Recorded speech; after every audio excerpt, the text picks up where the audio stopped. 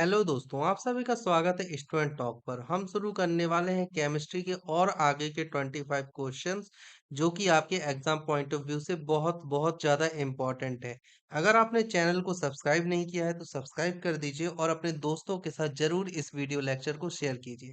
चलिए, ज़्यादा time waste नहीं करते हैं और आते हैं आज के पहले क्वेश्चन पर। आपसे पूछा गया है बायोगैस का मुख्य घटक क्या होता है। बायोगैस, देखो इससे पहले आपको पता होना चाहिए कि बायोगैस क्या होती है। देखो बायोगैस में क्या होता है, जैसे जीव जंतु हैं, ठीक है, जीव जंतु, इसके अलावा मलमूत्र और बाकी चीजें, कचड़ा, ठीक है, इन सभी को एक साथ, मृत जीव जंतु है ना, मृत भी आप ले सकते हो, इन सभी को एक साथ किसी गड्ढे में बंद करके रख दिया जाता है। कहाँ रख दिया जाता है? किसी गड्ढे में बंद करके रख दिया जाता है। और कुछ समय बाद जब हम देखते हैं, कुछ समय बाद ये क्या हो जाता है? सड़ जाता है। सड़ जाने के कारण इसमें से क्या होता है? गैसें क्रिएट होने लगती है, मतलब गैसेस बनने लगती हैं। और ये गैसेस जो होती हैं, ये इनमें सभी प्रकार की गैस होती है।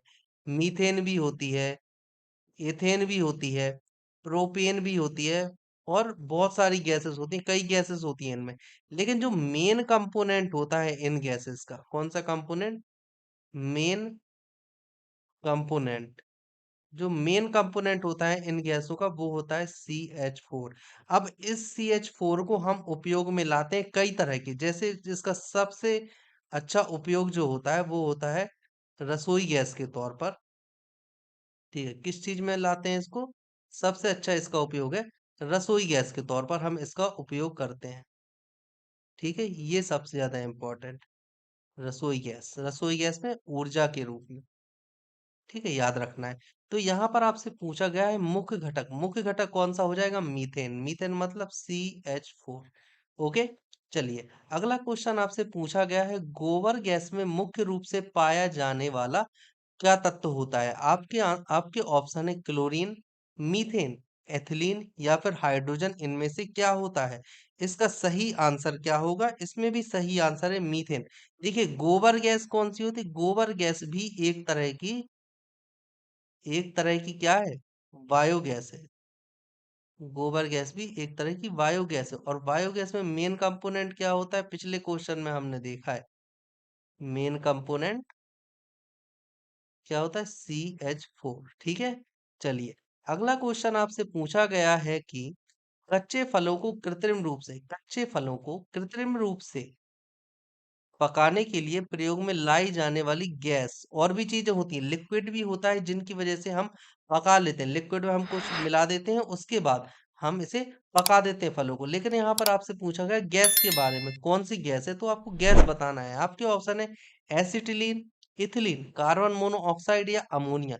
देखिए, वैसे तो अगर देखा जाए तो इसके आंसर दोनों है, एथिलीन और एसिटिलीन, दोनों ही हैं इसके आंसर। लेकिन गवर्नमेंट ने क्या किया है? गवर्नमेंट, हमारी जो गवर्नमेंट है, कौन सी गवर्नमेंट? इंडियन गवर्नमेंट है ना। इंडियन गवर्नमेंट ने क्या किया है? एथिलीन जो था C2H2, मतलब एसिटिलीन, है ना, एसिटिलीन को बैन कर दिया है। बैन कर दिया मतलब एसिटिलीन भी कर सकती है, परंतु एसिटिलीन को बैन कर दिया। ये बैन इसलिए हुई है क्योंकि ये नुकसानदायक होती है। अगर आप इनसे फलों को पकाते हो और फिर उसके बाद उसे मार्केट में बेचते हो, तो इससे मानव को बहुत ज्यादा नुकसान होने की संभावना होती है। इसलिए पका दोनों से आप सकते हो, एसिटिलीन भी और इथिलीन भी। लेकिन इसमें ज्यादा एप्रोप्रिएट आंसर आपका हो जाएगा इथिलीन, है ना, क्योंकि इथिलीन परमिशन है गवर्नमेंट से, और ये एक, कहने चाहिए कि पूरी तरह से इसको सपोर्ट है कि आप इस चीज का उपयोग कर सकते हो, किसी भी तरह का कोई क्राइम नहीं है। पर एसिटिलीन है। लेकिन कई बार ऑप्शन में ऐसा देखा गया है कि आपको एथिलीन ऑप्शन में नहीं देते हैं, तो ऐसी कंडीशन में एसिटिलीन ही टिक करके आना है। ठीक है, चलिए अगला क्वेश्चन आपसे पूछा गया है, युद्ध में प्रयोग की जाने वाली विषैली गैस ल्यूसाइड, और कहाँ पर युद्ध में प्रयोग की जाती है? देखिए, इसके लिए अगर आपको ल्यूसाइड का फॉर्मूला पता है तो आप फौरन कर दोगे। फिलहाल अगर आपके ऑप्शंस की बात की जाए तो आपको दिया गया है क्लोरीन मतलब Cl2, एसिटिलीन मतलब C2H2, अमोनिया NH3 या फिर नाइट्रोबेंजीन मतलब कि C6H5NO2 ये दिया गया है। अब देखो अगर आपको ल्यूसाइड का फॉर्मूला पता है तो आपको इतना सब कुछ परेशान होने की जरूरत है ही नहीं। तो आप देखो ल्यूसाइड का फॉर्मूला आपको पता होना चाहिए और ल्यूसाइड का जो फॉर्मूला होता है Cl3C2H2AS। ठीक है, और जो एस होता है इसके कारण क्या होता है ल्यूसाइड में विषैली प्रवृत्ति होती है। किसके कारण? आर्सेनिक के कारण ल्यूसाइड में होती है विषैली प्रवृत्ति। और ये वाला कौन सा है ग्रुप? अगर आप देखें तो ये कौन सा ग्रुप है? ये वाला ग्रुप है एसिटिलीन। कौन सा ग्रुप है ये? एसिटिलीन। ठीक है ना, समझ गए आप लोग? तो मतलब कि किस चीज का उपयोग करके ल्यूसाइड बनाई जाती है? एसिटिलीन का। ऑप्शन बी सही है इसमें। ओके, चलिए अगला क्वेश्चन आपसे पूछा गया है कैल्शियम कार्बाइड पर जल डालने से क्या बनता है? कैल्शियम कार्बाइड पर देखो, यदि आपको कैल्शियम कार्बाइड का फॉर्मूला पता है तो आप बड़ी आसानी से कर सकते हो। और जो कैल्शियम कार्बाइड होता है उसका फॉर्मूला होता है CaC2। ये क्या है? ये है कैल्शियम कार्बाइड। क्या है? Calcium carbide. अब इसकी आप रिएक्शन करा रहे हो जल से, जल। ठीक है, अब देखो जल को आप लिखोगे HOH के फॉर्म में, यहाँ माइनस यहाँ प्लस। और कैल्शियम की अगर आप बात करो तो कैल्शियम पर होता है पॉजिटिव इसकी अपेक्षा में, धातु है क्योंकि ये। और इसको आप माइनस मान सकते हो, है ना। अब देखो जब इन चीजों की आप रिएक्शन करवाओगे इस चीज की, तो यहाँ पर क्या बनेगा? यहाँ पर बनेगा सबसे पहले तो C2H2 और यहां से बनेगा CaO मतलब कैल्शियम ऑक्साइड। समझ रहे हो आप? इस तरह से ये रिएक्शन होगी। तो ये कौन सी चीज कहलाती है? ये कहलाती है एसिटिलीन। ठीक है, क्या कहलाती है? एसिटिलीन। ओके, चलिए आगे बढ़ते हैं। अगला क्वेश्चन आपसे पूछा गया है घरेलू फ्रिज में सामान्यतः कौन सा प्रशीतक उपयोग में लाया जाता है? कहाँ पर? घरेलू फ्रिज में आपके ऑप्शन है नियॉन, फ्रियोन, नाइट्रोजन या ऑक्सीजन। नाइट्रोजन प्रशीतक के रूप में उपयोग किया जाता है पर घरेलू फ्रिज में नहीं किया जाता। ओके, तो नहीं हो सकता ऑक्सीजन, नहीं नियॉन, नहीं, क्या हो जाएगा? फ्रियोन। लेकिन फ्रियोन कौन सा? फ्रियोन 12। ठीक है, ये चीज आपको याद रखनी है। चलिए अगला क्वेश्चन आपसे पूछा गया है दलदली भूमि से कौन सी गैस निकलती है? Ethane, butane, methane, propane. देखो निकलने को सभी निकलती है ना। अगर आपसे बोले कौन सी गैस निकलती है, निकलने को सभी निकलती हैं। लेकिन वही बात आ जाती है, कौन सी मेन कंपोनेंट कौन सा है? मुख्य कंपोनेंट यहाँ पर अगर हम बात करें तो CH4 होता है। आंसर ऑप्शन सी सही है। ठीक है, याद कर लेना आप लोग। अगला क्वेश्चन आपसे पूछा गया है बरसाती किससे बनाया जाता है? अगर हम बात करते हैं बरसाती, बरसाती मतलब आपसे पूछा जा रहा है यहाँ पर रेन कोट। ठीक है, यहाँ पर आपसे रेन कोट की बात हो रही है जो बारिश के पानी से बचने के लिए हम लोग इस्तेमाल में लाते हैं, वो किस चीज का बनाया जाता है? ठीक है, आपके ऑप्शन क्या है? पॉलीइथिलीन। पॉलीइथिलीन से क्या बनाओगे आप? पॉलीइथिलीन से आप बनाते हो क्या? पॉलीथीन, है ना। पॉलीथीन बनाते हो आप। आपका दूसरा ऑप्शन है पॉलीक्लोरोथीन। पॉलीक्लोरोथीन का मतलब क्या होता है? PVC मतलब पॉलीविनाइल विनाइल क्लोराइड। ठीक है, ये होता है। अब देखो पॉलीकार्बोनेट्स और पॉलीस्टाइरीन दो बचे हैं। तो बरसाती जो बनाई जाती है पॉलीकार्बोनेट्स से बनाई जाती है। और पॉलीस्टाइरीन से क्या बनाते हैं? पॉलीस्टाइरीन का उपयोग करके हम बनाते हैं रबड़ को। किस चीज को? रबर बनाते हैं हम। किस चीज से? पॉलीस्टाइरीन का उपयोग करके। देखो ये सभी अपने आप में क्वेश्चन है। आपसे पूछा जाए पॉलीथीन का एक लग क्या है, तो आपको बताना चाहिए इथिलीन, है ना। इथिलीन से पॉलीथीन बनाई जाती है। पॉलीक्लोरोथीन क्या कहलाती है? पॉलीविनाइल क्लोराइड, विनाइल क्लोराइड का बहुलक है ये।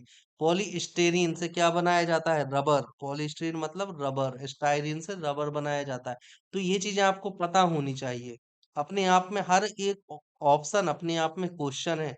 चलिए अगला क्वेश्चन आपसे पूछा गया है कौन सा प्लास्टिक खाने के पदार्थ को पैक करने में प्रयोग में लाया जाता है? देखो देखो डायरेक्ट आप याद कर लो वो ठीक है, कोई बात नहीं, लेकिन आपको अगर याद नहीं है, ऐसे क्वेश्चन को याद नहीं करना पड़ता।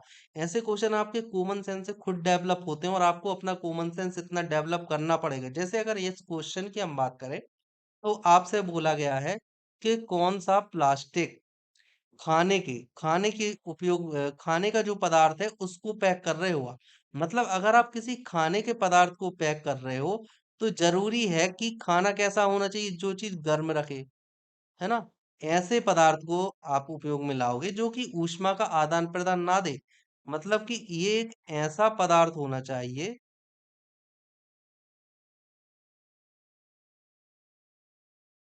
ऐसा पदार्थ होना चाहिए जो ऊष्मा का कम से कम चालन करे, है ना? ऊष्मा का कम से कम चालन करे, ये एक ऐसा पदार्थ होना चाहिए। दूसरा, ऐसा पदार्थ होना चाहिए जो अविषैला हो। मतलब ऐसा ना हो कि आप किसी विषैली प्रवृत्ति का पदार्थ उपयोग में लाए पैकिंग करने के लिए, जिससे कि इस मानव शरीर को हानि पहुंच सकती है।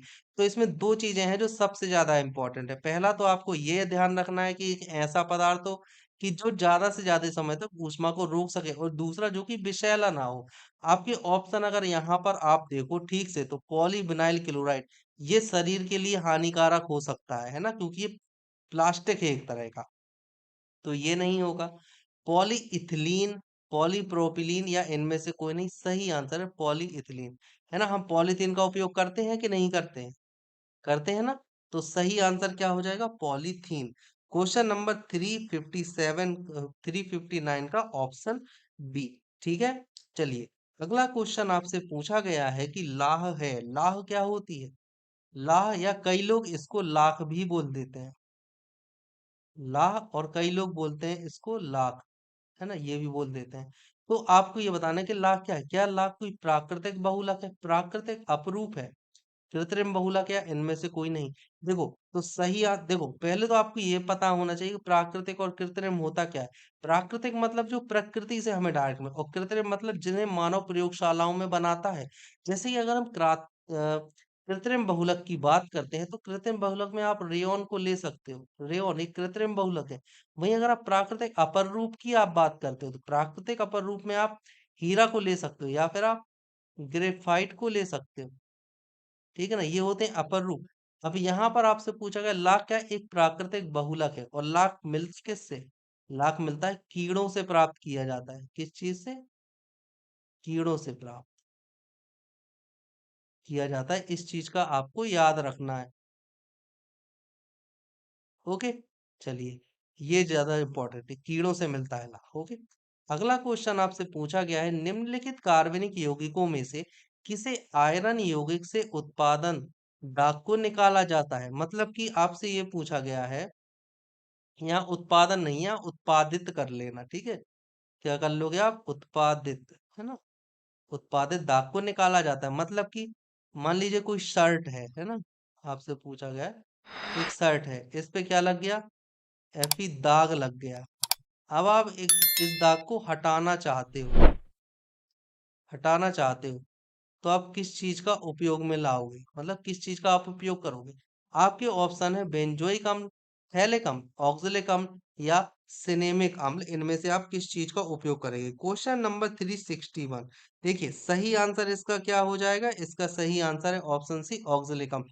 लेकिन बाकी चीजें क्या होती हैं ये भी आपको पता होना चाहिए। दाग निकालने के लिए तो ऑक्जेलिक अम्ल आप उपयोग करोगे, लेकिन बेंजोइक अम्ल किस लिए उपयोग में लाया जाता है? क्या आप ये जानते हैं? बेंजोइक अम्ल का जो मेन उपयोग होता है, वो होता है खाद्य पदार्थों के संरक्षण में। आपको ये सब पता होना चाहिए।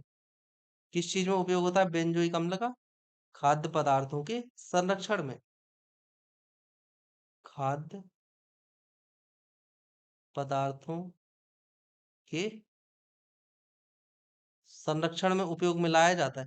वहीं अगर हम थैलिक एसिड की बात करते हैं, थैलिक अम्ल, तो ये एक तरह का एनहाइड्राइड के रूप में इसका उपयोग करते हैं। एनहाइड्राइड मतलब कि जो जल का अणु होता है उसे निकालने के लिए इसका उपयोग किस किस फॉर्म में करते हैं? मतलब किस लिए करते हैं? एनहाइड्राइड के रूप में,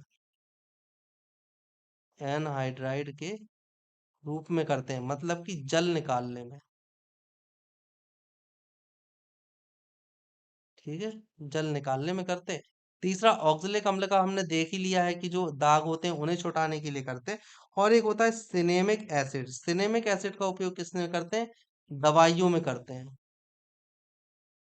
किसमें? दवाइयों में उपयोग में लाया जाता है। ये चीज आपको याद रखना है। अगला क्वेश्चन आपसे पूछा गया है, निम्नलिखित कार्बनिक यौगिकों में से किसको सर्वप्रथम प्रयोगशाला में बनाया गया था? ये बहुत ज्यादा इंपॉर्टेंट क्वेश्चन है, बार बार आता है, बहुत आसान है, सभी को याद है और बार बार आता है। आपके ऑप्शन है इथेन, यूरिया, इथिलीन या मीथेन। इनमें से क्या है सही आंसर? है यूरिया। यूरिया का फॉर्मूला क्या होता है? CONH2CH2, NH2CO NH2 होता है ना। लिख देता हूं मैं इसको। इसका फॉर्मूला होता है NH2CO NH2, मतलब कि एमाइड ग्रुप होता है, एमीन इसमें जुड़े हुए होते हैं। ओके। अगला क्वेश्चन आपसे पूछा है, यूरिया में नाइट्रोजन की प्रतिशत मात्रा कितनी होती है? नाइट्रोजन की प्रतिशत आपसे पूछी। यूरिया में क्या है? जैसे NH2CO NH2। अब इन सभी को जोड़ना है। देखो, कार्बन का कितना होता है परमाणु भार? 12। ऑक्सीजन का कितना होता है? ऑक्सीजन का होता है 16। और जो NH2 है, NH2 का कितना हो जाएगा पूरे का? अगर आप देखो तो 14 प्लस 2 और इंटू 2। ठीक है, ये टोटल कितना हो जाएगा? जब आप इसको टोटल करोगे तो ये हो जाएगा, टोटल होगा 60। ठीक है, 60 में जो नाइट्रोजन है, नाइट्रोजन कितना होता है? 28। टोटल कितना हुआ? 60। 60 ही होगा ना टोटल? बताइए। ओके, टोटल हो गया 60। ठीक है, अब देखो, 14, 14 और प्लस 2, 16, 60। हाँ, तो कितना हो जाएगा टोटल? 60। अब यहाँ पर जो नाइट्रोजन परसेंट है वो आप कैसे निकालोगे? टोटल नाइट्रोजन, नाइट्रोजन कितना है आपका? 28। और टोटल कितना है? 60। तो यहाँ से आप जब निकालोगे तो आएगा अप्रोक्स 46%। ठीक है, तो सही आंसर क्या हो जाएगा? Option C. इस तरह से आपको निकालना है। अगला क्वेश्चन आपसे पूछा गया है, मानव निर्मित प्रथम कृत्रिम रेशा कौन सा है? कृत्रिम रेशा की आपसे यहाँ पर बात हो रही है। नायलॉन, टेरिकॉट, पॉलिस्टर या फिर रेयॉन। इनमें से कृत्रिम रेशा कौन सा है जो कि पहला कृत्रिम रेशा है?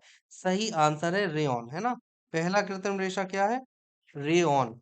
क्वेश्चन नंबर 364 का आंसर डी हो जाएगा। लेकिन रेयॉन बनता किस चीज से है? आपको ये भी पता होना चाहिए। तो रेयॉन जो बनाया जाता है सेलुलोज के द्वारा बनाया जाता है। किस चीज के द्वारा बनाते हैं? हम इसे बताते हैं सेलुलोज के द्वारा। याद रखना है, सेलुलोज द्वारा निर्मित। ठीक है, ये चीज आपको याद रखनी है। चलिए, अगला क्वेश्चन आपसे पूछा गया है कि क्वेश्चन नंबर 365, फलों के रस को सुरक्षित रखने के लिए किसका प्रयोग किया जाता है? क्वेश्चन नंबर 365, इसके आपको ऑप्शन दिए हैं, एसिटिक अम्ल का, बेंजोइक अम्ल का, सल्फ्यूरिक या फिर फॉर्मिक। किस चीज का उपयोग करते हो आप? सही आंसर है, फलों के रस को सुरक्षित रख रहे हो। किस चीज का करोगे? बेंजोइक का करोगे। एसिटिक मतलब क्या होता है? एसिटिक अचार में करते हैं, है ना, अचार वगैरह में, सिरके के लिए। सल्फ्यूरिक अम्ल हम सभी जानते हैं। फॉर्मिक अम्ल चींटियों में पाया जाता है, चींटियों के डंक में पाया जाता है। ओके। चलिए, अगला क्वेश्चन आपसे पूछा गया है, निम्नलिखित में कौन प्राकृतिक बहुलक नहीं है? बहुलक वही एक होता है प्राकृतिक और एक होता है कृत्रिम। तो प्राकृतिक और कृत्रिम बहुलक के बारे में आपसे पूछा गया है क्वेश्चन नंबर 366 में। चमड़ा, चमड़ा क्या आप घर में बना सकते हो? नहीं बना सकते। ऊन नहीं बना सकते, भेड़ों से प्राप्त करते हैं। रेशम बिल्कुल नहीं, कीटों से प्राप्त करते हैं, और भी तरीके होते हैं। वहीं यहाँ पे जो प्राकृतिक बहुलक नहीं है, मतलब कृत्रिम बहुलक कौन सा है? नाइलॉन। ठीक है, क्वेश्चन नंबर 366 का आंसर आया नाइलॉन। ओके। अब देखो, नाइलॉन जो होता है किसके द्वारा निर्मित किया जाता है, मतलब किसके द्वारा इसे बनाया जाता है? सिंथेटिक पॉलीमर है एक, किस चीज का? एमाइड के द्वारा। जो नाइलॉन है ये बनाया जाता है किसके द्वारा? एमाइड का सिंथेटिक सिंथेटिक पॉलीमर। एमाइड का सिंथेटिक पॉलीमर है, मतलब कि एमाइड के द्वारा बनाया जाता है। जो एमाइड होता है, एमाइड क्या हुआ इसका? एमाइड हुआ इसका मोनोमर, है ना। और जो नाइलॉन हुआ, नाइलॉन क्या हुआ? नाइलॉन हुआ पॉलीमर। ठीक है ना, ये चीज आपको याद रखनी है। चलिए, अगला क्वेश्चन आपसे पूछा गया है कि प्राकृतिक रबर का बहुलक क्या होता है? एसिटिलीन होता है, क्लोराइड होता है, आइसोप्रेन होता है या इथिलीन होता है? इनमें से क्या होता है प्राकृतिक रबर का बहुलक? देखिए, हम इस क्वेश्चन को कर चुके हैं ऑलरेडी पहले, लेकिन आपको ये पता होना चाहिए। एक बार और हम इसे रिपीट करते हैं। प्राकृतिक बहुलक, एसिटिलीन नहीं, क्लोराइड नहीं, इथिलीन नहीं, क्या होता है? आइसोप्रेन। अब आइसोप्रेन भी दो टाइप के होते हैं, एक होता है सिस आइसोप्रीन, ठीक है, और दूसरा कौन सा होता है? दूसरा होता है ट्रांस आइसोप्रीन। ठीक है, याद रखना है आपको, दूसरा है ट्रांस आइसोप्रीन। ओके, चलिए अगला। और ये क्या होते हैं? ये होते हैं क्या? समावयवी, एक दूसरे के समावयवी। समावयवी मतलब आइसोमर होते हैं ये एक दूसरे के। चलिए अगला क्वेश्चन, और इसका वैसे बोलते क्या है? Two methyl 1,3 ब्यूटाडाइईन। ये कौन सा है? ये नाम है IUPAC, नेम है ये इसका, है ना? ये चीज आपको याद रख लेनी है। चलिए अगला क्वेश्चन आपसे पूछा गया है, फूड प्रोसेसिंग हेतु प्रयुक्त होता है। फूड प्रोसेसिंग मतलब खाद्य प्रसंस्करण में किस चीज का उपयोग किया जाता है? फूड प्रोसेसिंग मतलब क्या हो गया?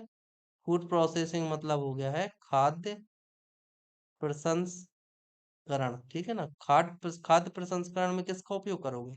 एसिटिक का उपयोग करोगे? नहीं। फॉर्मिक नहीं, सल्फ्यूरिक नहीं, किस चीज का उपयोग करोगे? बेंजोइक अम्ल का। ओके, हम ये सभी जानते हैं। क्वेश्चन नंबर 368 का ऑप्शन डी। अगला क्वेश्चन आपसे पूछा गया है, नेचुरल फॉर्म में रबर किस रूप में मिलती है? मतलब प्राकृतिक रूप से रबर आप किस रूप में प्राप्त करते हो? क्या गोंद के रूप में करते हो, लाह के रूप में, रेजिन के रूप में? सही क्या है? लेटेक्स। ओके, लेटेक्स के रूप में आप रबर को प्राप्त कर लेते हो प्राकृतिक रूप से। ओके, चलिए अगला क्वेश्चन है, आपसे पूछा गया है, अधिक मात्रा में इथाइल अल्कोहल का सेवन करने पर बुरा प्रभाव क्या पड़ता है? मतलब अगर आप अल्कोहल का सेवन करते हो, अब देखो एक और चीज पूछी जाती है, जो अल्कोहल होता है, अल्कोहल वो क्या होता है? क्या CH3OH होता है या C2H5OH होता है? OH ग्रुप दोनों में है, और यही चीज मतलब अल्कोहल बना देती है। OH जिसमें जुड़ जाएगा वो अल्कोहल हो जाएगा। इसे हम क्या बोलते हैं? Maithil alcohol, Maithil alcohol. और इसे क्या बोलेंगे? इसे हम बोलते हैं एथिल अल्कोहल या इथाइल अल्कोहल। ठीक है ना? अब आपको ये बताना है पीने में कौन सा उपयोग में लाया जाता है, ये वाला लाया जाता है या फिर ये वाला? तो सही आंसर आपका क्या है? ये नहीं लाते, ये वाला उपयोग में लाते हैं, है ना? इसकी प्रवृत्ति कैसी होती? इसकी प्रवृत्ति होती है जहरीली, मतलब ये विषैली प्रवृत्ति का होता है, इसलिए हम इसे नहीं पीते, हम इस चीज को पीते हैं, C2H5OH को। तो आपसे पूछा गया है C2H5OH मतलब अल्कोहल लेने से आपके शरीर का कौन सा अंग प्रभावित होता है? किडनी होती है क्या, हाथ, हृदय या लीवर? बिल्कुल सही, लीवर। आपने कई जगह सुना होगा, या फिर यार आप मूवी या सीरियल टीवी में तो देखती होगी, लोग बोलते हैं लीवर खराब हो जाएगा, है ना? तो लीवर खराब होता है। अगला क्वेश्चन आपसे पूछा गया है, विश्व में खनन किया जाने वाला अधिकांश कोयला कौन सा होता है? कोयले की देखो चार किस्म होती हैं, हम सभी जानते हैं, लिग्नाइट, एंथ्रेसाइट, पीट और बिटुमिनस। सबसे अच्छी क्वालिटी का लोहा होता है एंथ्रेसाइट। कैसा होता है? सबसे अच्छी क्वालिटी का लोहा होता है एंथ्रेसाइट, जो कि सबसे कम मात्रा में उपलब्ध है। ठीक है ना? कैसा है? सबसे कम उपलब्ध है। ठीक है। और दूसरे नंबर पर ये एक है बिटुमिनस, जो कि सबसे ज्यादा उपलब्ध है, सबसे ज्यादा उपलब्ध है। अब देखो कोयले में जिसमें कार्बन की मात्रा जितनी ज्यादा होगी, वह उतना ही अच्छा कोयला कहलाएगा। अगर हम इसमें देखें तो कार्बन परसेंट करीब 90%, 99% तक भी होता है। वहीं अगर हम इसकी बात करें तो करीब 80%, कई बार 70 to 80% भी होता है। लिग्नाइट की अगर हम बात करते हैं तो 55% के आसपास, और अगर पीट की अगर हम बात करते हैं तो 40% के आसपास होता है। क्या? कार्बन का परसेंट है। आपसे पूछा गया अधिकांश कोयला जो उपलब्ध है वो कौन सा है? सही आंसर है बिटुमिनस, है ना? बल्कि भारत में भी सबसे ज्यादा मात्रा में बिटुमिनस कोयला ही उपलब्ध है। एंथ्रेसाइट मिलता है कुछ जगहों पर, जम्मू कश्मीर में, भारत में। ओके, अगला क्वेश्चन आपसे पूछा गया है कि मोटर कारों में धुआं में कैंसर उत्पन्न करने वाली गैस कौन सी होती है। देखिए, यहाँ पर आपसे बोला है कौन सी, याद रखना कार बोला है आपको। एक होती है मोटरसाइकिल और एक होती है मोटर कार। अब अगर जनरली देखा जाए तो मोटरसाइकिल ये तो ठीक है, पेट्रोल से ही चलती है। लेकिन कार में अगर देखा जाए तो पेट्रोल और डीजल दोनों ही उपयोग में आते हैं, मतलब दोनों तरह के ईंधन इंजन आते हैं, पेट्रोल और डीजल। लेकिन यहाँ पर अगर मेनली देखा जाए तो यहाँ पर जो भी होता है कार की, जब भी हम बात करेंगे तो डीजल इंजन से ही इसको लेंगे, है ना। डीजल इंजन मानकर ही बात करेंगे। अब अगर हम पेट्रोल का दहन करते हैं तो पेट्रोल के दहन से और डीजल के दहन से अलग अलग चीजें निकलती हैं। अगर आप पेट्रोल का दहन करते हो तो पेट्रोल के दहन से निकलेगी कार्बन मोनोऑक्साइड, मतलब सीओ निकलती, और भी निकलती है SO2 N2 वगैरह भी। लेकिन मेन है कि CO2 निकलती है, ठीक है, CO2 निकलेगी। वहीं अगर आप डीजल की बात करते हो तो डीजल इंजन से CO2 निकलेगी, वहीं SO2 निकलेगी, या N2O निकलेगी, और भी निकलती हैं, ये भी निकल, पर CO नहीं निकलती, है ना। तो आपको ये चीज याद रखनी है कि कार्बन मोनोऑक्साइड